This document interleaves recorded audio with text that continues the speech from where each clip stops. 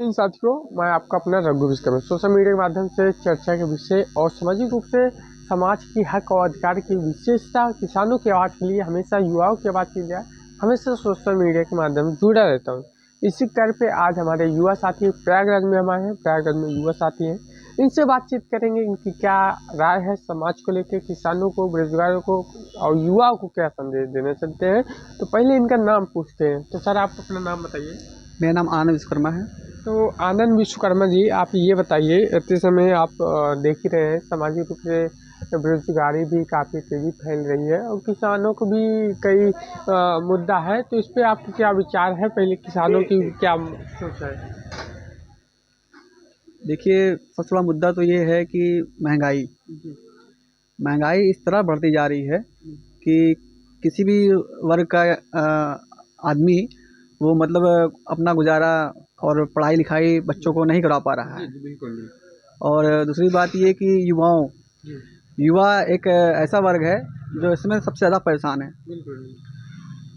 क्योंकि उनके पास कोई नौकरी ही नहीं है। जी, जी। तो ऐसा नहीं है कि सरकार भी अपने हिसाब से सही कर रही है? अभी यूपी पुलिस का भी निकाली वैकेंसी और इस पे युवाओं को मेन पॉइंट जो संगठित नहीं है।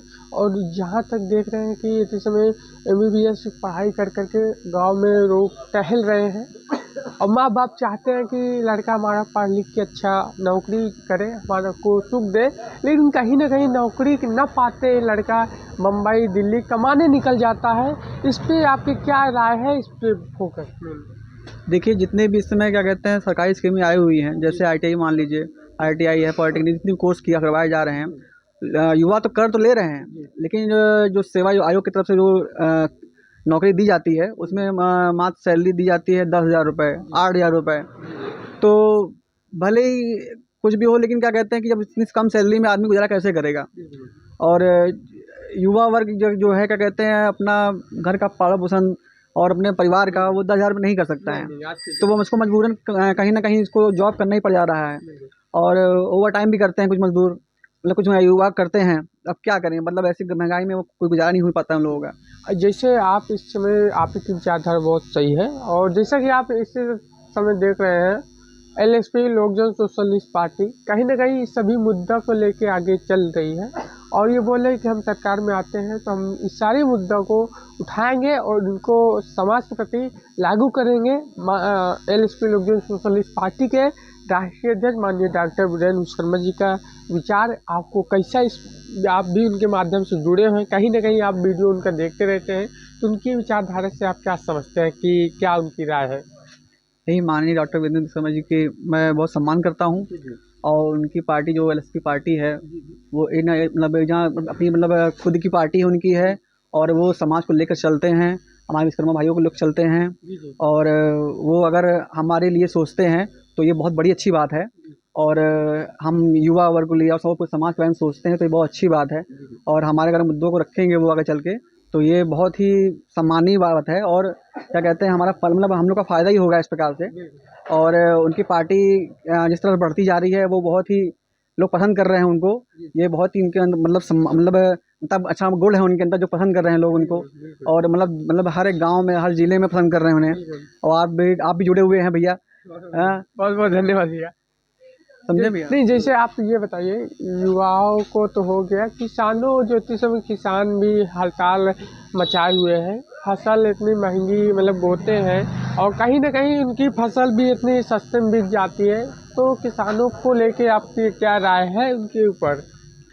भैया, किसानों का क्या है कि जैसे कि इन्होंने इतनी मतलब महंगाई वजह से कर दिया है, जिससे मतलब बीज, खाद और यूरिया जितने भी मतलब संसाधन हैं वो इतने महंगे हैं कि लोग किसान कर ही नहीं पाते हैं। और इतना पैसा लगाने के बाद वो जब उपजाऊ करते हैं तो उसको बिचौली आके मतलब सस्ते दामों में खरीद लेते हैं, तो उनको सही रेट मिल नहीं पाता है, तो उनका जीवन यापन हो नहीं पाता है, इसीलिए वो परेशान है। और प्लस क्या कहते हैं थोड़ा मौसमी माल झेलना पड़ता है उनको, लेकिन सरकार साथ देती नहीं है। इसीलिए ये जो इतना धरना दे रहे हैं इसीलिए दे रहे हैं कि भाई कुछ भी हो, इतना मेहनत करते हैं भाई, अन्नदाता उनको बोला जाता है। किसान वाले होते हैं उन्हें अन्नदाता बोला जाता है। अब उनको भाई वो सबका देखते हैं, पूरे क्या कहते हैं अन्न उगा के सबका भला करते हैं, तो अब उनको नहीं मिलेगा। और उनका मतलब जीवन यापन नहीं हो पाएगा तो वो भाई परेशान तो रहेंगे ही।